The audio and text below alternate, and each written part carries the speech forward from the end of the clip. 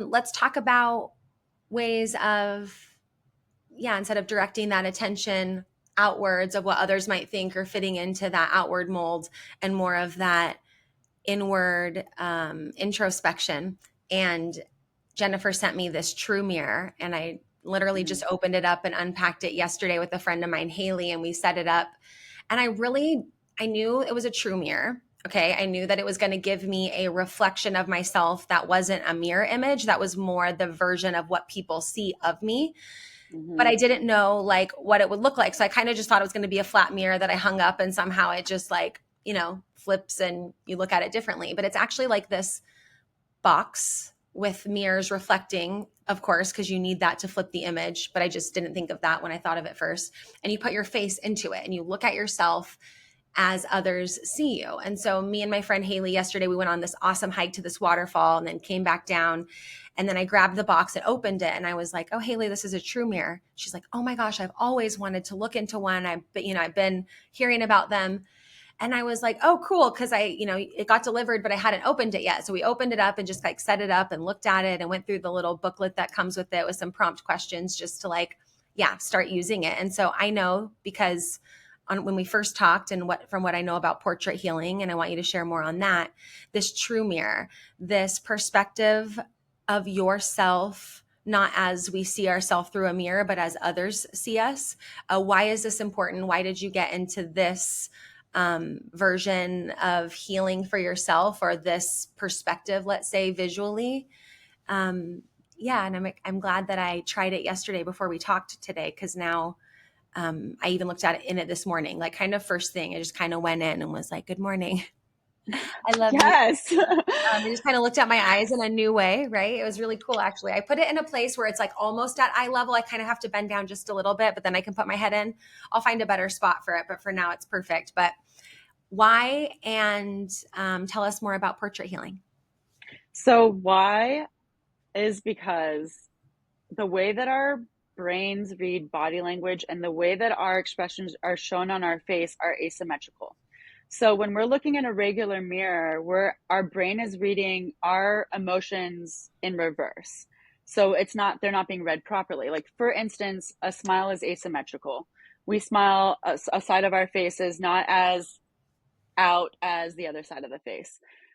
That is always on the, don't quote me on this. I'm like, going back and forth from the true mirror to reverse mirror and the whole thing, I get like dyslexia, but on one side of our face, the smile is more prominent. And the way that our brain reads that, if it's non-reversed, is correct. But when we're looking in a regular mirror, that mirror image is not being read correctly. And our eyes are searching for the emotion that we're feeling to match, but it doesn't. And so we automatically want to shut down to that. So if you like think back when you were like a kid, some people resonate with this, some people don't, but I personally spent a lot of time in the mirror. As a child, I remember clearly sitting in front of a mirror and trying to relate to the person I was seeing. But because my body language and my facial expressions weren't being read properly, the emotion got shut down. And so we have spent majority of our lives looking into this mirror, feeling our self shut down with ourself, which then creates a whole other world of insecurities because you're trying to see like the beauty in yourself. And if you smile in a regular mirror, you're actually seeing the opposite emotion. You're seeing a sort of negative expression. It's not really like mischievous or evil necessarily, but it's just not the warmth, smiley, human that you want to see.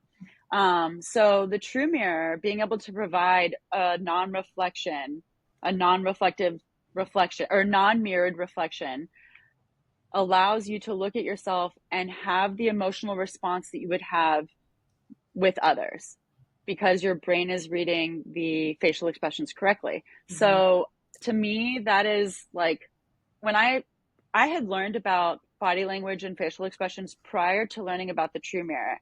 And when I found the true mirror online on social media, I instantly was like, whoa, what is this? This is crazy. His whole shtick is like seeing you saw on his social media, his whole thing is like seeing yourself now reversed and like you get this emotional feedback loop or whatever. I immediately bought it, started to implement it into my own like self-care practices. And what I found was something extremely profound, like to be able to look at myself. And it's really awkward in the beginning because you know you're looking at yourself, but you kind of are having this like outer body experience where you're just like, I'm looking at myself, but it's not the way that I've always seen myself. And I'm also seeing a life in my eyes that I've never seen before. So Mhm. like when you smile, the feedback loop from your emotion in a true mirror, it continues. But when you're in a non-reverse, that feedback loop wants to stop because the emotion's not being read correctly. Mhm. So in the true mirror, you get to like really just go so deep with yourself. You could see yourself laugh, you can see yourself cry, you can give yourself affirmations, you can ask yourself questions like, is this what I want? And then see the emotions on your face and like get a read of that and see if that's like really true for you, or what's the hesitation, what's the nuance, uncertainty, like what is that? And it allows you to kind of dive in deeper about what you're experiencing and why. But without that, we don't really have like the fodder to go deeper, or it takes a lot of mental gymnastics to do it. Mhm. And what's the difference between seeing it in real time in the true mirror and then seeing a picture of yourself?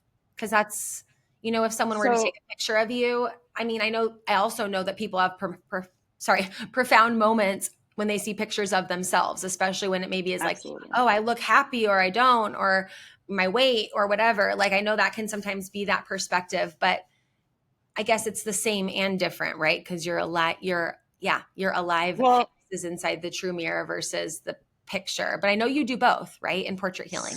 portrait healing, yeah. So portrait healing is both. I'll answer your question first and then I'll explain what portrait Yeah. healing is. But with a photo, yeah, you do have that profound experience, but it ends because you don't get to continue relating to yourself. You're just seeing a moment of relation.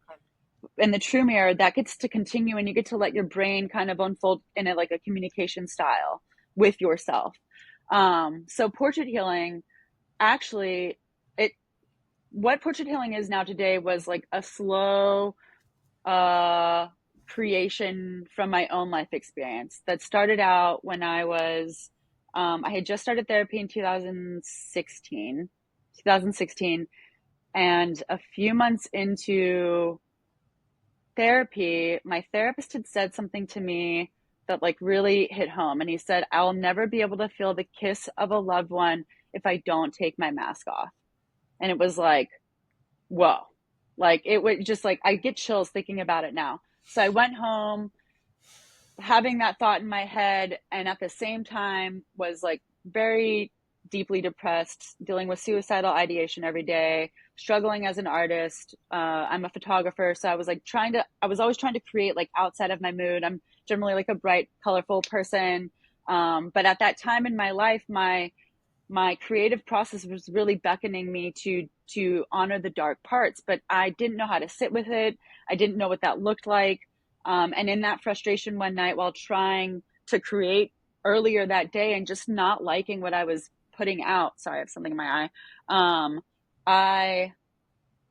I got this idea as I was falling asleep to document my depression, just document when I'm in those moments of really feeling my feelings. So the next day, with this like eagerness to create and also just heavily depressed, I set my camera up on a tripod and let the self time or the time lapse just like roll on its own.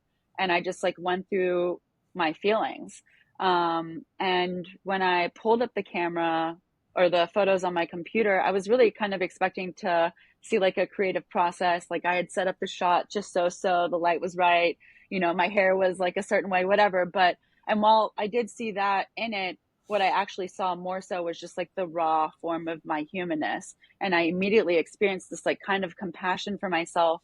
And then this light bulb came on. It was like, whoa, they're always telling us we need to have a relationship with ourselves, but how can we do that if we don't witness our human experience? Mhm. So from there, it just kind of became like I was always taking pictures. I mean, at that time in my life, I was heavily dealing with a lot of emotion. It was every day, all the time. So I was just constantly documenting. And then I would, at the time, I was also doing a lot of journaling. And it wasn't until about a year into that process that I got the idea to take a video of myself. I had some weird insecurity about eating in front of people to the point where I wouldn't really share meals with anyone.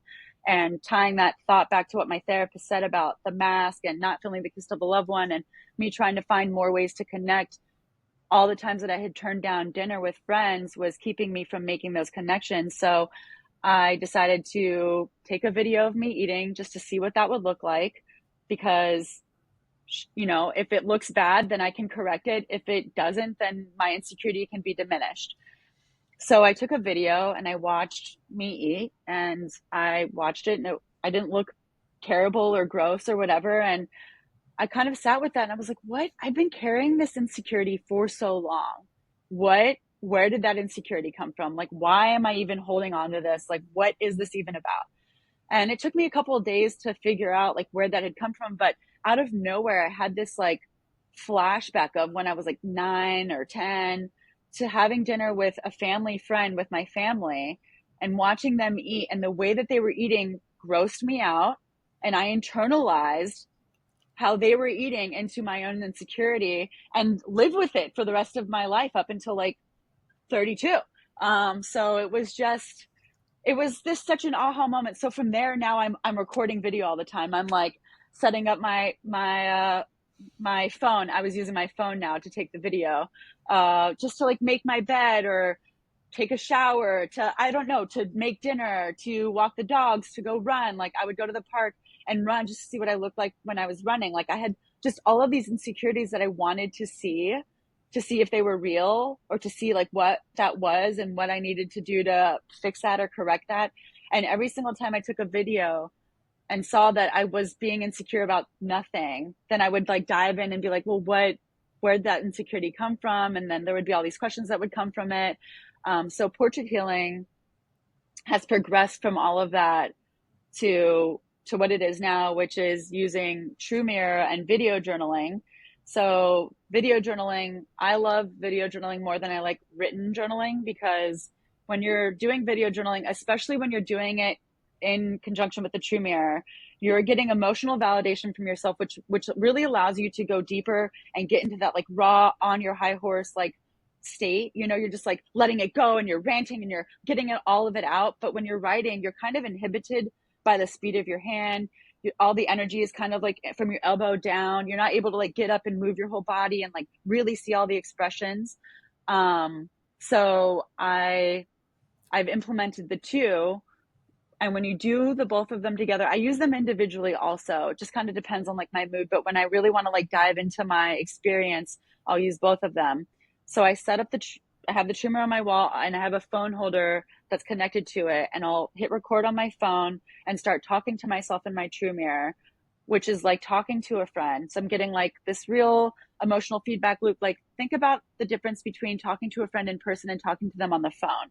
Like even if it's someone that you've known really well, I know you've mentioned your best friend Allie. Like even with her, you probably on the phone when you talk to her, you may have a harder time opening up and letting all the things out, because she's not there in front of you. You don't know what she's doing on the other end. Like is she running around, and are you being distracting to her? Or I don't know. These Mhm. are thoughts that I go through. Yeah, I Um, definitely notice a difference between like texting or talking on the phone, or especially in person. Not yeah. necessarily better or worse that I can think of now, but there's definitely a difference in the level of intimacy and connection we feel, even with the people closest to us, depending on, yeah, if they're alive in the flesh there or not.